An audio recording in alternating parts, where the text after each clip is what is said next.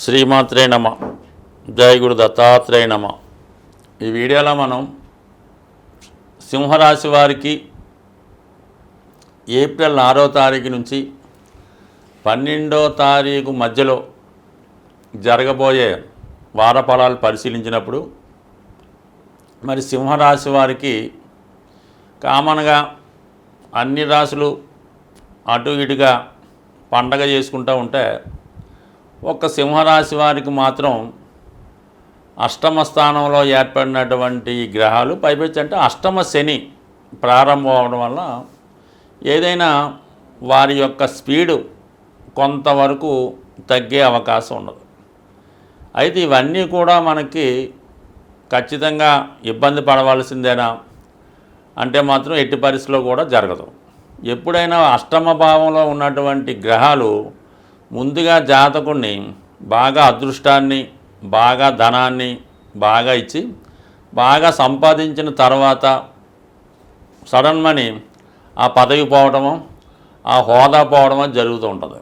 అది అవమానంగా తోస్తుంటుంది. కాబట్టి సాధారణంగా అష్టమం అవమానానికి సడన్గా జరిగే సంఘటనలు సడన్గా మీరు ఆఫీస్కి వెళ్ళబోతులోకి మీకు మేనేజర్గాను ఇంకోదో ప్రమోషన్ వచ్చిందని చెప్తారు. అలాగే మరి కొంతమందికి టైం బాగలేకపోతే మిమ్మల్ని కొన్ని రోజులు సెలవు పెట్టి ఇంటికి వెళ్ళిపోమన్నారని చెప్తారు అన్నమాట.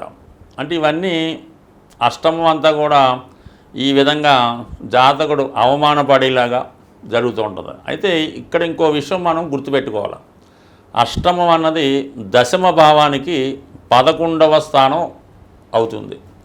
అందుకనే జాతకుడికి జీతం పెరగాలన్నా ప్రమోషన్ రావాలన్నా హోదా కలగాలన్నా కూడా అష్టమ భావం బాగుండాలి.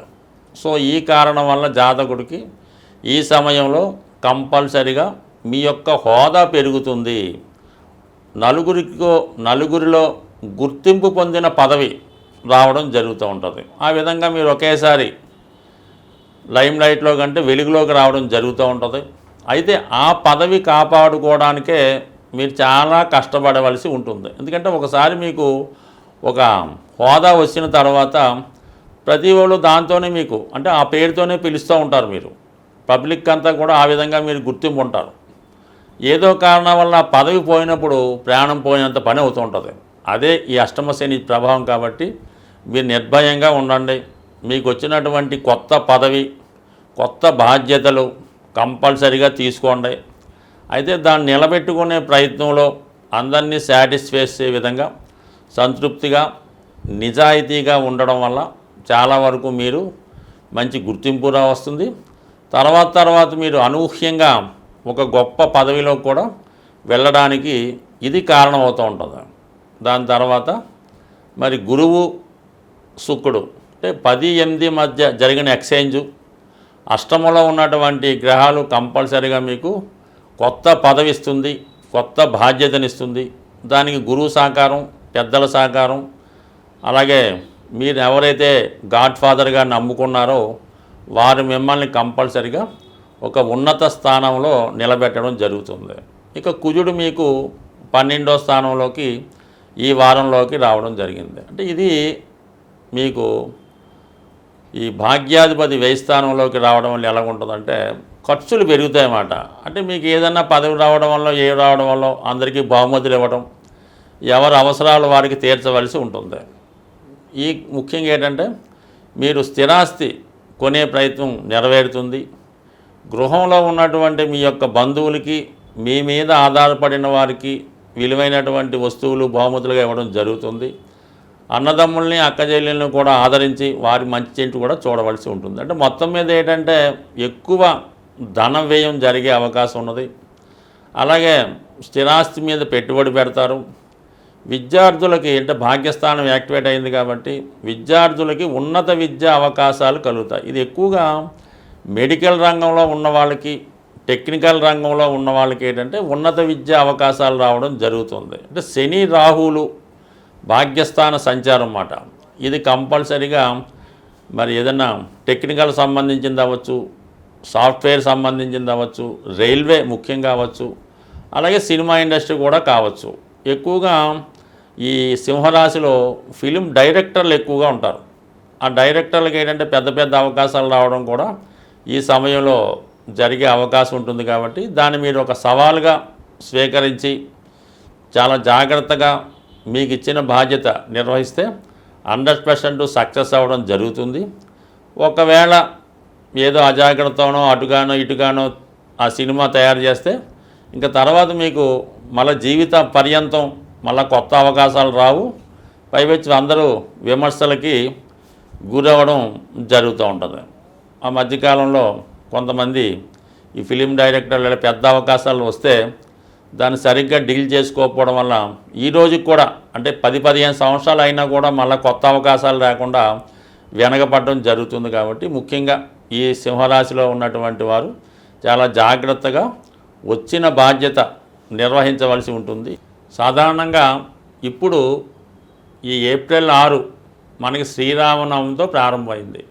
ఏప్రిల్ 12 పౌర్ణమితో ఎండ్ అవుతుంది. అంటే శ్రీరామనవమి 2 కార్యక్రమాలకి మన ద్వాదశ రాశుల వారికి అనుకూలత ఉంటుంది.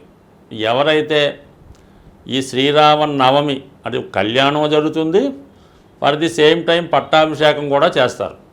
దానివల్ల ఏమైందంటే నిరుద్యోగులు ఉద్యోగం కొరకు ఎదురు చూస్తున్న వారికి ఈ శ్రీరామ కళ్యాణ కార్యక్రమంలో పాల్గొంటే కంపల్సరిగా ఉద్యోగం లభిస్తుంది.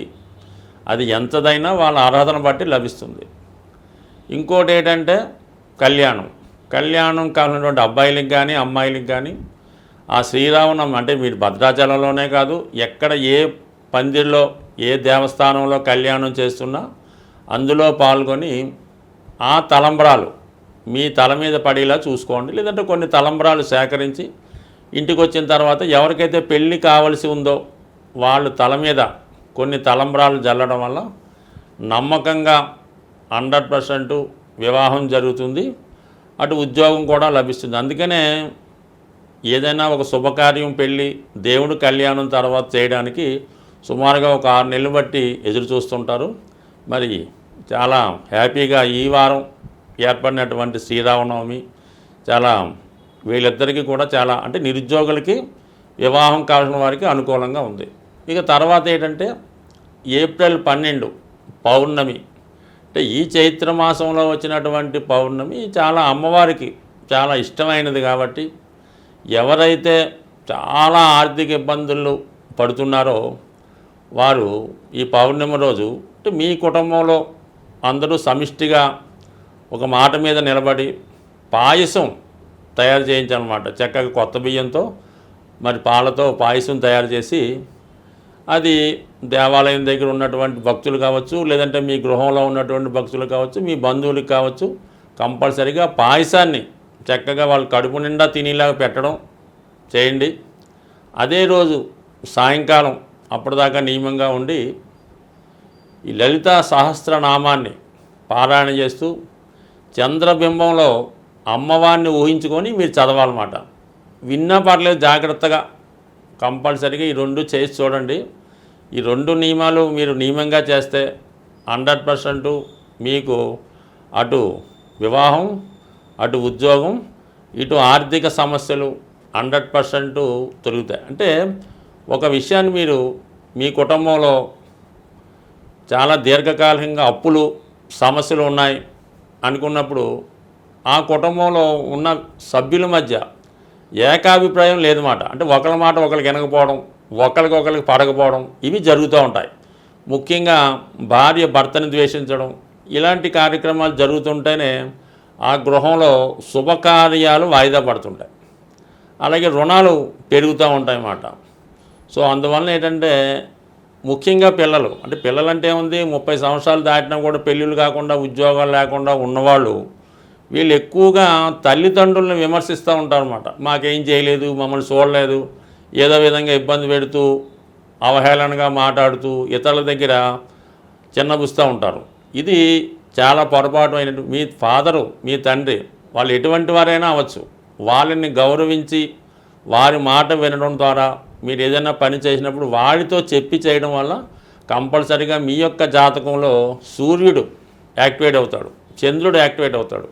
దీనివల్ల మీకు ప్రభుత్వ ఉద్యోగాలు లాంటివి రావడం, పెళ్ళిళ్ళు జరుగుతుంటాయి. సో ఏదైనా ఒక సమిష్టి నిర్ణయం, అందరూ కలిసి ఉండడం, ఇది కంపల్సరీగా చేసుకుంటే మీ కుటుంబంలో ఏ సమస్య అయినా కూడా 100% సాల్వ్ అవుతుంది. స్వస్తి.